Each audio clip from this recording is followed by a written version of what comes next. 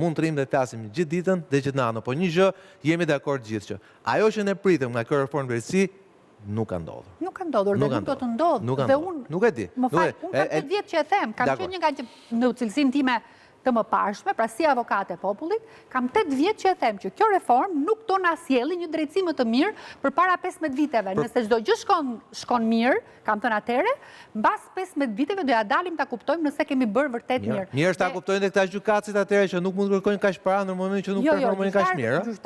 Gjyqtarët janë duke punuar mirë. Unë nuk po them që gjyqtarët nuk janë duke punuar mirë. Janë të bingarkuar në kushte tërësisht papërshtatshme, me një numër të jashtëzakonshëm dosjes, nëse ka njerëz të cilët, po të them, përpara se të fillonte procesi. A paguhen këta sot më mirë se ç'paguhet pjesa tjetër e popullsisë? Atëherë, unë mendoj që paguhen, jo të tërë paguhen më mirë.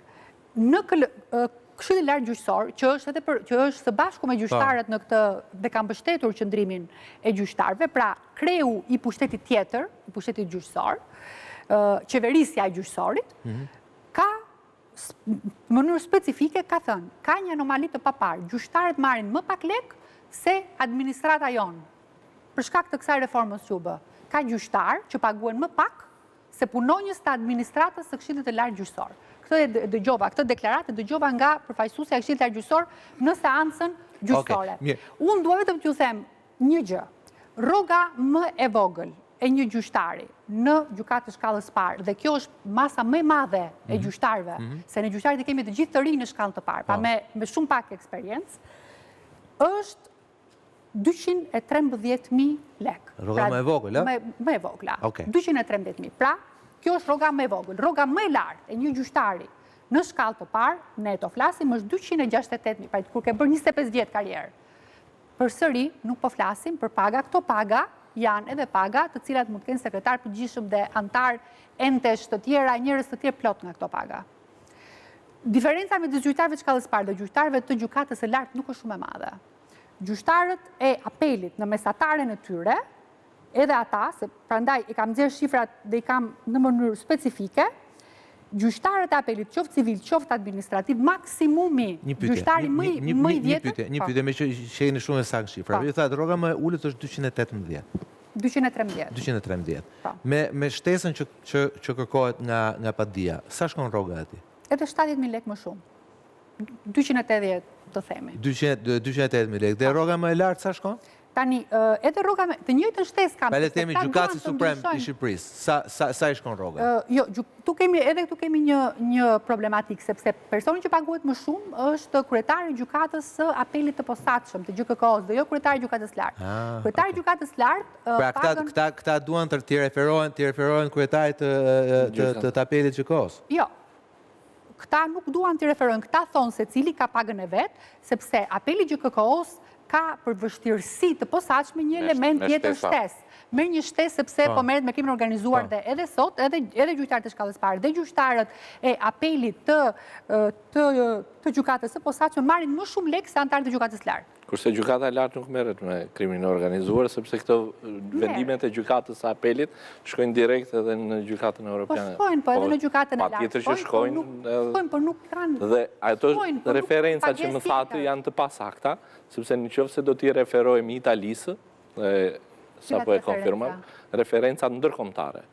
Mjekët në Itali paguhen është e vërtet. Ishte referenca shqiptare. Jo, unë thash, referenca gjyqtarët paguhen më shumë se sa punonësit e ekzekutivit. Në çdo vend të Evropës. Jo, kjo është e pavërtet. Në Itali është e vërtet që magjistratët paguhen 30% mbi pagën e mjekëve. Ndërkohë që në Francë dhe në Gjermani është krejt e kundërta. Mjekët specialistë paguen 20%. Mjekët nuk janë pjesë ekzekutivit më zotri. Kur them ekzekutivi, mjekët... Po falë pra, unë thash pjesë administrative. Mjekët specialistë në Gjermani dhe në Francë paguen 20%. Unë paguet stari sa paguet drejtorit e turisë ministritës. Dhe të lutem, dhe në gjykatën e shkallës parë në Francë, për shkak të disa lidhjeve, kryetari i gjykatës së shkallës parë, të shkallëve të para, gjyqtarët e paqit, paguet 35.000 euro në vit. Okej, kjo pastaj është çështja e moralit edhe prestigjit punës së. Publicitet dhe fjala për direkt për Çoçolin.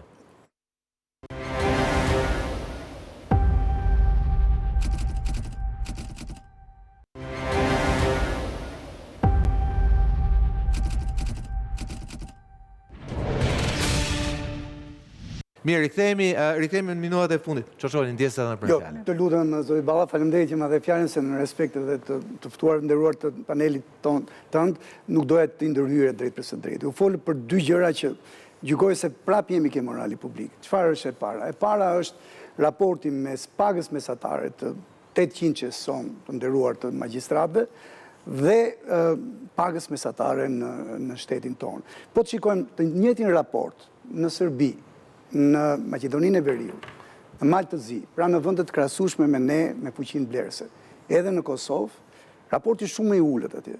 Pra, e jemi në nivelin një pagë mesatare e magjistratit sërb, meqense i kam parë të gjitha këto shifrat, gjithnjë mesatare, sepse ashtu mund t'i arish t'i cilësosh të gjithë grupin e magjistratëve që je interesuar t'i studiosh. Është tek 1.3, 1.5 herë. Folëm që raporti tek ne është shumë më i lartë. Prandaj edhe aty mbaron morali. Dhe në rast se gjykata jonë kushtetuese do të vendosi në favor të kërkesës, gjykoj se raporti do të zgjerohet dhe për fat keq ky grup shumë i respektuar do të konsiderohet një kast të privilegjuarish. Gjithashtu në rast se zoti Balla, shiko reagimet ndaj çfarë do lloj lajmi për këtë çështje, të qytetarëve të thjeshtë, tek blogjet. Dhe kupton që nga 10 reagime, 9 apo 9.5 kërkojnë ndjes, si ekonomist po flas, janë që e konsiderojnë pa drejt këtë kërkesë. Pra, morali publik, që ishte edhe shqetësimi i parë shumë drejt i parafolësit, sapo domethënë e hapesit diskutim, gjykoj se do të preket. Kështu që unë nuk kam asnjë argument juridik, sepse nuk mund t'ja lejoj vetes, nuk jam jurist. Por them që morali publik do të preket dhe do të cënohet dhe njerëzit do të ndihen shumë jo mirë me këtë vendim të gjykatës sonë kushtetuese. Ndërsa për investimet që përmendi me drejt zonja Ballanca pak më përpara, mund të sjell një shembull. Neve kemi një strukturë vërtet emergjente, zoti Balla, të magjistratëve tanë që qëndrojnë edhe në kushte gati jo të përshtatshme për të qëndruar në punë. 5-6 në disa gjykata në një zyrë të ngushtë. E njëjta gjë ndodh edhe me gjykatën tonë të lartë.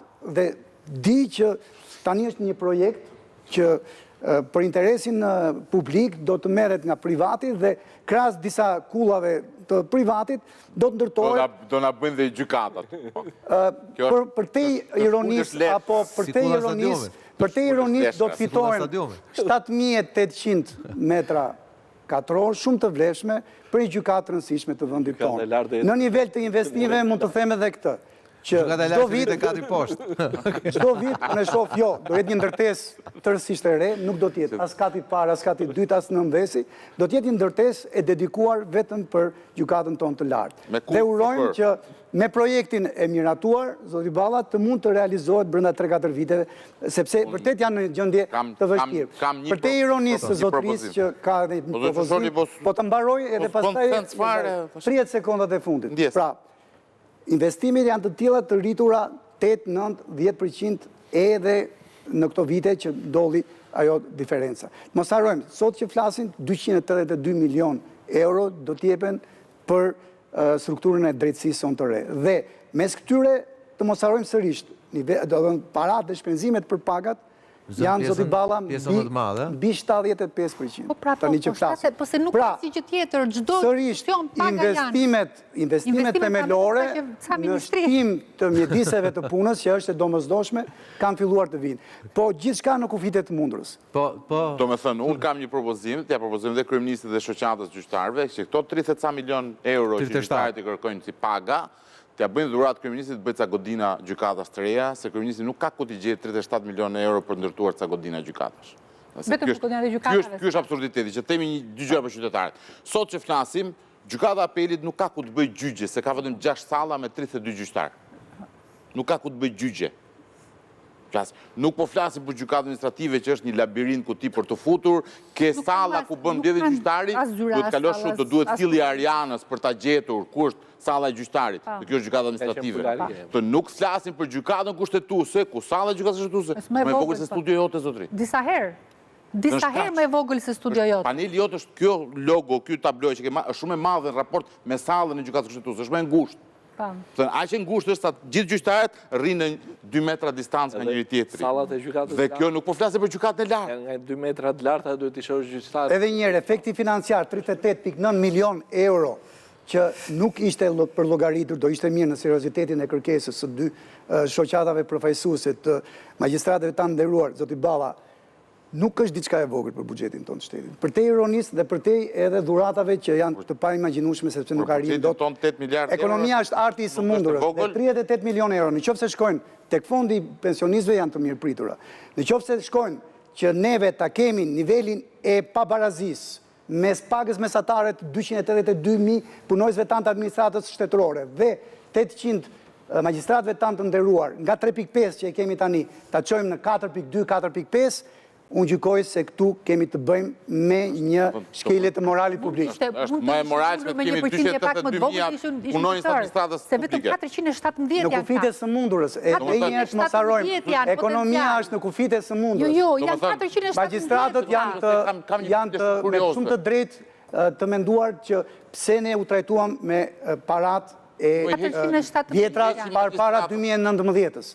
Janë shumë të drejtë të thanë që nga 1 janari 2019-ës deri në prill të 2022-shit nuk e morëm këtë rritje. Por edhe një herë, buxheti i shtetit është një fond ekonomik i cili në kufit e sëmundurës mund t'i japi parat. Kur pati mundësinë i rriti top paga mesatare të 800 magjistratëve tanë të nderuar me 3.5 euro. Në krahasim me 2016. Unë nuk bie dakord me një gjë moralist Sholi. Nuk ka nevojë administrata shqiptare për 282.000 punonjës. Vetëm këtu, shiko, gjithë ky diskutimi jot qëndron dhe ajo që thotë Erinda qëndron. Se nuk bën sens. Vetëm ka një pik ku them unë, ky diskutimi është, ne nuk bim dakord se si kjo qeveri ka shtuar administratën publike, nuk bim dakord me skemën që i ka bërë ndarjes të rritjes rrogave, puna është kush duhet i ndaj rrogën të vend.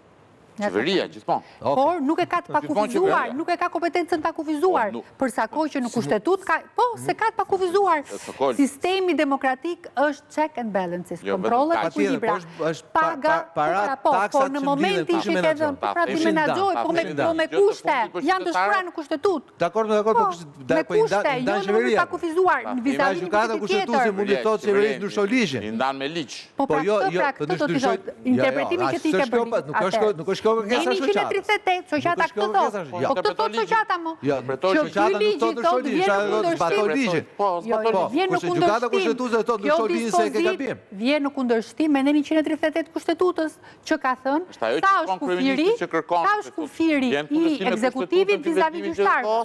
Ktu është çështja e interpretimit pastaj. Po, hoxha. Për mua ishte, thashë, është e palishme dhe gjykata kushtetuese në maksimumin është ajo që thoni ju, nëse do të respektoj vendimarrjen. Si e palishme, është e drejtë, është i lishëm ligji siç e ka miratuar.